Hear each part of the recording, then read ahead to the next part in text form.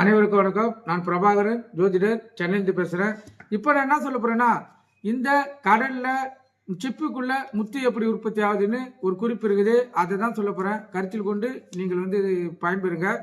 ஏன்னா நிறைய பேருக்கு முத்து, அதாவது சிப்புக்குள்ள முத்து எப்படி வருதுன்னு ஒரு குழப்ப நிலை இருக்கும்.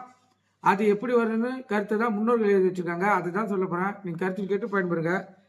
சந்திரன் சுவாதி நட்சத்திரத்தில்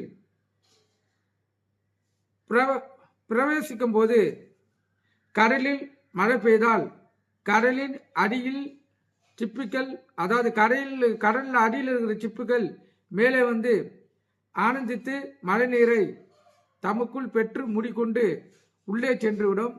இந்த அமுதமான மழை துளிதான் சிப்புகளின் முத்தாய் மாறுகிறது என்று குறிப்பிடுகிறது. கருத்தில் கொள்ளுங்க. திருப்பி சொல்றேன்.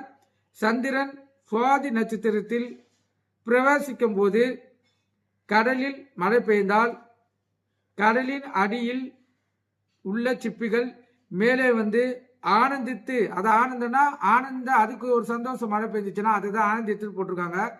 மழை நீரை தமக்குள் பெற்று மூடிக்கொண்டு உள்ளே சென்றுவிடும். இந்த அமுதமான மழை துளிகளே சிப்பிக்குள் முத்தாய் மாறுகிறது என்று முன்னோர்கள் குறிப்பேற்றி வச்சிருக்காங்க. இதை நீங்க கருத்தில் கொள்ளுங்க. உங்களுக்கு பயனுள்ளதா இருக்கும். நன்றி, வணக்கம்.